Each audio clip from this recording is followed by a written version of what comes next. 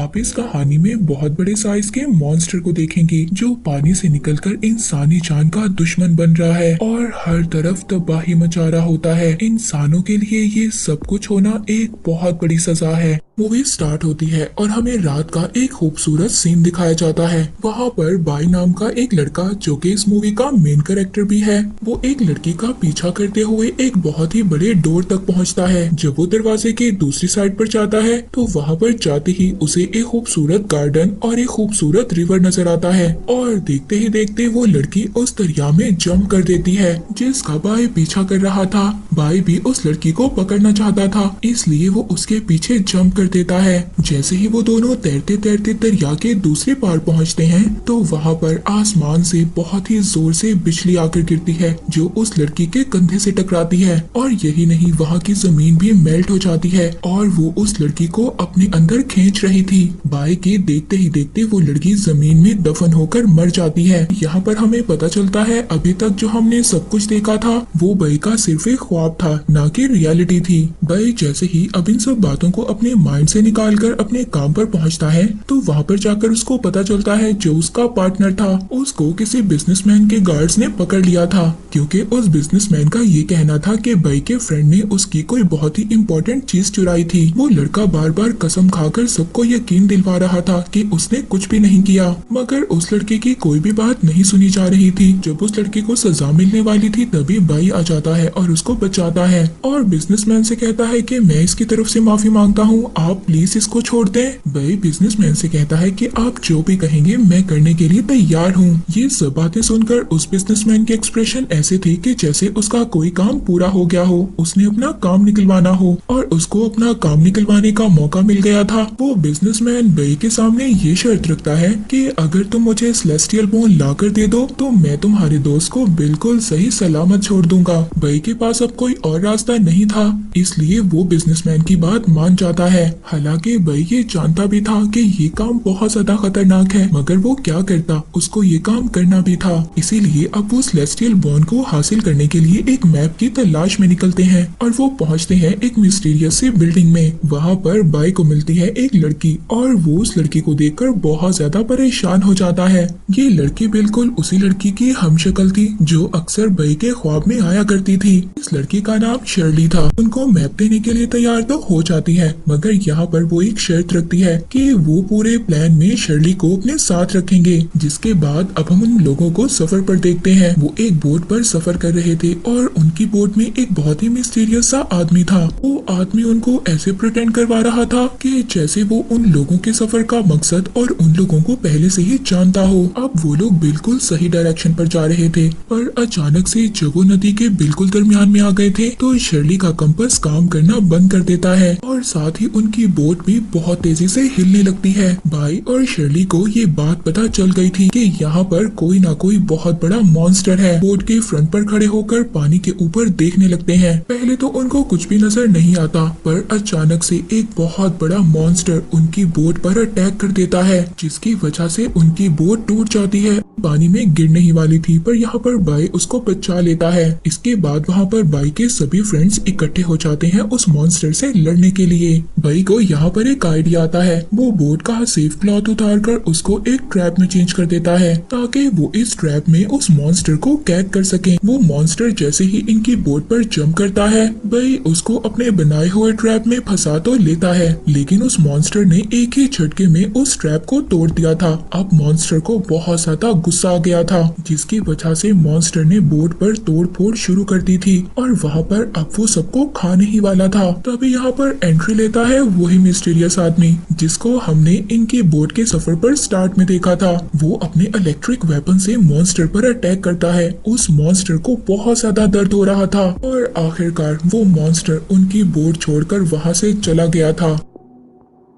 उस आदमी की सच्चाई पता चलती है। दरअसल वो आदमी एक साइंटिस्ट था और ये साइंटिस्ट भी उसी सेलेस्टियल बोन की तलाश में था जिस सेलेस्टियल बोन की तलाश में ये ग्रुप निकला था। वो साइंटिस्ट उनको बताता है कि जिस रास्ते पर तुम लोग निकले हो ये रास्ता इतना आसान नहीं है जितना तुम लोग समझ रहे हो। यहाँ पर कदम कदम पर खतरा है और अभी जिस मॉन्स्टर से तुम लड़कर आए हो इस मॉन्स्टर को भी यहाँ पर एक इवल गॉडेस ने रखा हुआ है। अब वो अपने आप को इन सब खतरों से लड़ने के लिए तैयार करते हैं और एक माउंटेन पर पहुंचते हैं। वहां पर उनको एक टेम्पल नजर आता है। उस टेम्पल को देखते हुए वो आहिस्ता आहिस्ता उसके अंदर जाते हैं। तभी बई को एक बटन मिलता है। उसको दबाते ही उसके सामने एक टनल खुल गई थी। वो टनल उनको एक बहुत बड़े दरवाजे तक लेकर जाती है। बई बहुत ही मुश्किल से उस गेट को खोलता है। वो जहाँ पर गए थे वो एक आइस केव था और बहुत ज्यादा स्लिपरी था। उनका खड़े रहना वहाँ पर बिल्कुल भी मुमकिन नहीं था। बई यहाँ पर नोटिस करता है कि अगर वो ऐसे ही आगे बढ़ते रहे तो वो बहुत जल्दी टकराकर मर जाएंगे। इसीलिए सबसे पहले वो अपनी नाइफ का यूज करता है, अपने आप को स्टेबल करता है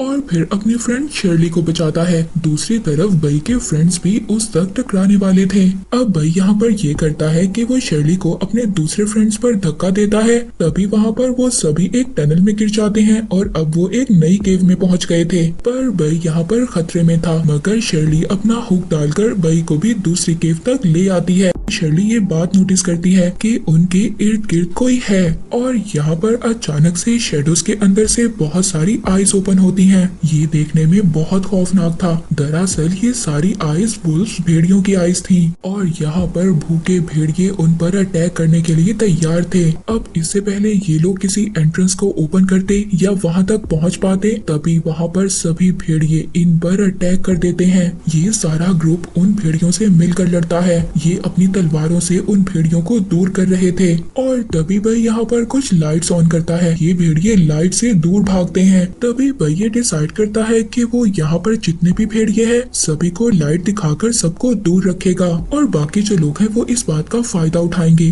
वो ऊपर वाले एंट्रेंस से बाहर निकलने की कोशिश करेंगे। शर्ली यहाँ पर अपना एंकर यूज करती है और वो उससे रस्सी बांधकर ऊपर वाले एंट्रेंस से अटैच कर लेती है। अब जब वो ऊपर चढ़ने की कोशिश कर रही थी तो वहाँ पर जो वुड्स थी वो टूट जाती हैं। शर्ली तो नीचे गिर गई थी, मगर वो जो ऊपर का होल था उसके टूटने से उस केव के अंदर सूरज की रोशनी आ गई थी। तो यहाँ पर भेड़ियों पर ये कर्ज था कि वो सूरज की रोशनी में नहीं आ सकते थे, कि सूरज की रोशनी उनकी स्किन को जला देगी। इसी वजह से वो भेड़िए उनसे दूर हो जाते हैं। मगर अभी भी वो भेड़िए इनके खून के प्यासे थे और वो इनको खाकर अपनी भूख मिटाना चाहते थे। पर लकीली उन भेड़ियों को इस बात का मौका नहीं मिलता। वो सब लोग सूरज का फायदा उठाकर उस एंट्रेंस से बाहर निकल जाते हैं। मगर तभी अचानक वहाँ पर सूरज के आगे बादल आ जाते हैं और धूप बिल्कुल खत्म हो जाती है। अब बई उन वुल्फ्स के साथ ही उसी केव में फंस गया था। बई के फ्रेंड मिरर से उसके ऊपर शेडो बनाते हैं और वह मुश्किल उसे ऊपर ले ही आते हैं। इतने ज्यादा खतरे बर्दाश्त करने के बाद अब उनके अंदर बिल्कुल भी हिम्मत नहीं थी कि वो आगे और ज्यादा खतरों को बर्दाश्त कर पाते। इसीलिए अब वो सारे के सारे लोग सेलेस्टियल बोन को लिए बगैर ही वापिस आ जाते हैं। जब वो लोग शहर वापस आ गए थे, शर्ली अपने फ्रेंड बई की बैंडेज कर रही थी। तभी नजर आता है कि जैसा निशान उसकी बैग पर था बिल्कुल वैसा सेम निशान बई की भी बैग पर था। शर्ली अपनी सारी टीम को इकट्ठा करती है और उस निशान के बारे में सबको बताती है। वो निशान कोई आम निशान नहीं था बल्कि वो एक कर्ज था।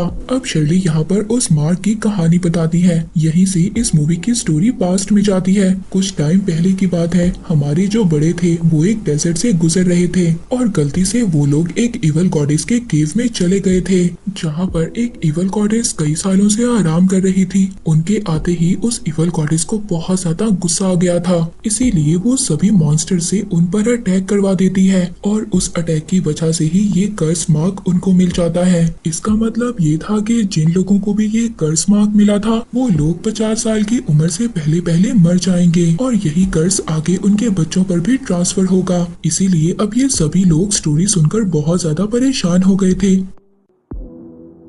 वो शर्ली से पूछते हैं क्या कोई रास्ता है इस कर्ज से बाहर निकलने का। बताती है कि जिस सेलेस्टियल बोन की तलाश में हम पहले निकले थे वो ही सेलेस्टियल बोन इस निशान को खत्म कर सकता है। भाई जो कि अब शर्ली को बहुत ज्यादा पसंद करने लगा था, वो ये डिसाइड करता है कि वो शर्ली को ऐसे मरने नहीं दे सकता। वो हर हाल में सेलेस्टियल बोन लेकर शर्ली की जान बचाएगा। अब इस काम में उसके सभी ग्रुप के लोग भी उसकी हेल्प करने के लिए तैयार थे। अब वो पहुँचते हैं दोबारा उसी केव के अंदर जहाँ पर बहुत सारे भेड़िए थे। वो उस केव की कंडीशन को बहुत अच्छे तरीके से जान गए थे, इसीलिए अब वो लोग पूरी तैयारी के साथ आए थे। वो लोग एक मैकेनिज्म की हेल्प से 30 मिनट तक उस केव को रोशन रखने का इंतजाम करते हैं, ताकि इन 30 मिनट के अंदर वो भेड़िए इन पर अटैक ना करें और ये 30 मिनट के अंदर अपना रास्ता कंप्लीट कर लें कि सेलेस्टियल बोन हासिल कर ये वहाँ से बाहर निकल जाएं। लेकिन अगर वो ऐसा नहीं कर पाए तो वो लोग इस केव के अंदर ही फंस जाएंगे। वो लोग उस केव के अंदर जाने के बाद जैसे तैसे कर दूसरी केव को भी खोल लेते हैं। वो एंट्रेंस खुलती है एक टेम्पल की सूरत में, जो दिखने में बहुत ज्यादा ओल्ड मगर एडवांस टेम्पल था। अब बई चाहते ही वहाँ पर जैसे ही लाइट ऑन करता है, चेन रिएक्शन की मदद से पूरा का पूरा टेम्पल रोशन हो जाता है और वो लोग बहुत ही ध्यान से आगे बढ़ रहे थे। तभी बई का अपना ही पाँव एक ट्रिगर पर रखा जाता है। बई का पाँव उस ट्रिगर पर रखते ही तो वो टेम्पल बहुत ही जोर जोर से हिलने लगता है और फिर अजीब अजीब किस्म के वेपन्स उन पर अटैक करते हैं। वहाँ पर एक तरफ से तीर निकल रहे थे तो दूसरी तरफ से तलवार, जिससे वो बहुत मुश्किलों से बचते हैं, मगर अभी उनसे वो बचे ही थे। तभी उन पर बहुत बड़े बड़े स्पाइक्स गिरने लगते हैं। उनको अब ऐसा फील होता है कि उन्होंने सभी खतरों को पार कर लिया है। उनके सामने एक टॉम्ब अपीयर होता है। उस टॉम्ब के ऊपर वही सेलेस्टियल बोन घूम रहा था जिसकी तलाश में ये लोग यहाँ तक आए थे। यहाँ पर इन पर और भी बहुत बड़े बड़े मॉन्स्टर्स अटैक कर देते हैं। बई जैसे ही उस सेलेस्टियल बोन को उठाकर अपने बैग में रखता है, तभी वहाँ पर बहुत बड़े बड़े स्पाइडर्स आकर इन पर अटैक कर देते हैं, जिनसे बचने के लिए पूरे का पूरा ग्रुप उनसे फाइट करता है। तभी बई ये बात नोटिस करता है कि ये सभी क्रिएचर सेलेस्टियल बोन के लिए स्ट्रगल कर रहे हैं, उसको बचाने के लिए। अब बई तभी यहाँ पर एक प्लान करता है। वो अपने सभी ग्रुप मेंबर्स को वहाँ से भेज देता है और खुद उन बड़े बड़े स्पाइडर्स के दरमियान में खाने का चारा बन जाता है, क्योंकि उसके पास सेलेस्टियल बोन थी। अब सारा ग्रुप तो ऊपर की तरफ केव के अंदर चला जाता है और शर्ली यहाँ पर अपने फ्रेंड को बचाने के लिए रुक गई थी। वो एक एरो से उन पर अटैक करती है। तभी बई को भी मौका मिल गया था ऊपर की तरफ जाने का। अब जैसे ही ये दोनों ऊपर जा रहे होते हैं तो वो स्पाइडर्स वेब का यूज कर शर्ली को नीचे की तरफ खींच लेते हैं, जिसके बाद शर्ली को ये लग रहा था कि उसकी जिंदगी अब यहीं पर खत्म हो जाएगी। पर बई शर्ली को अकेला छोड़कर कैसे जा सकता था। वो जल्दी से आकर शर्ली को बचाता है, पर वो यहीं पर फंस जाता है। अब वो दोनों मिलकर उन स्पाइडर से लड़ ही रहे होते हैं। तभी पूरा ग्रुप उनको बचाने के लिए आ जाता है। यहाँ पर आते ही उस साइंटिस्ट ने इन सभी मॉन्स्टर्स पर अटैक कर दिया था और इसी वजह से सभी मॉन्स्टर्स उनसे दूर हो जाते हैं और उन्हें इतना मौका मिल जाता है कि वो बहुत ही बड़े गेट के पीछे खुद को छुपा लें। पर वो साइंटिस्ट बाहर ही था। वो सभी स्पाइडर से लड़ भी रहा था और अपनी बोतल से गैसोलीन भी उन पर डाल रहा था। वो साइंटिस्ट ये काम कर वापिस आ जाता है। तभी बई वहाँ पर अपना जला हुआ लाइटर फेंककर आग लगा देता है। जैसे कि हमने पहले देखा था कि एक लाइट ऑन करने से पूरा का पूरा टेम्पल रोशन हो गया था, तो इसका मतलब ये था कि इस टेम्पल में चेन रिएक्शन हो रहा था। तो अब यहाँ पर थोड़ी सी आग लगाने से पूरा का पूरा टेम्पल ब्लास्ट हो जाता है। ब्लास्ट होने की वजह से वहाँ पर बहुत ज्यादा आग लग गई थी और अब ऑक्सीजन लेवल भी खत्म हो रहा था, जिसका सिंपली मतलब ये था कि यहाँ पर जितने भी लोग फंसे हुए थे सभी मर जाएंगे। तभी जब इन सब लोगों को ये पता चलता है कि ये लोग अब नहीं बचेंगे, तो सभी लोग वहाँ पर अपने हाथों को एक दूसरे से बांध लेते हैं, जैसे कि वो एक यूनिटी शो कर रहे हो। और जैसे ही ये करते हैं तभी शर्ली का कंपास दोबारा से काम करना छोड़ देता है, जिसे ये सभी लोग देखकर बहुत ज्यादा हैरान हो गए थे, क्योंकि जब पहली मर्तबा शर्ली का कंपास काम करना बंद किया था तो उनके ऊपर सबसे पहले रिवर मॉन्स्टर ने अटैक किया था। और तभी उन्हें ये बात पता चलती है कि ये टेम्पल रिवर के बिल्कुल दरमियान में था और इनके आसपास वही रिवर मॉन्स्टर भी है। और इनकी सोच के मुताबिक बिल्कुल ऐसा ही होता है। वो मॉन्स्टर बिल्कुल इनके करीब था और वो बार बार टेम्पल की दीवार पर हिट कर रहा था और इसी वजह से उस टेम्पल की दीवार टूट जाती है और टेम्पल के अंदर बहुत सारा पानी इकट्ठा हो गया था। और अब रिवर मॉन्स्टर भी इन लोगों को मारने के लिए वहाँ पर आ गया था। वो तैरते हुए उस टेम्पल से निकलने की कोशिश कर रहे थे, पर लास्ट में बई बच जाता है। जब वो पीछे देखता है तो उसको रियलाइज होता है कि वो रिवर मॉन्स्टर उसको खाने वाला था। पर यहाँ पर बई की लक अच्छी थी। एक बहुत बड़ा पत्थर उस मॉन्स्टर पर गिर गया था और वो मॉन्स्टर उसी टेम्पल में कैद हो जाता है। वो लोग फाइनली अब पानी के सरफेस तक आ गए थे, यानी कि बई का पूरा ग्रुप उस मिशन में कामयाब हो गया था। सब लोग ट्रेन में बैठकर सफर कर रहे थे वापस अपने घर जाने के लिए। तभी शर्ली बई का शुक्रिया अदा करती है कि उसने बार बार शर्ली की जान बचाई। तभी यहाँ पर बई सबसे कहता है उस इवल गॉडेस ने जिन जिन लोगों को ये कर्ज दिया है, इस लेस्टियल बोन की मदद से हम सारे लोगों का कर्ज खत्म कर देंगे। बई का सारा ग्रुप उसकी बात मान जाता है। इसी के साथ ये मूवी यहीं पर एंड हो जाती है।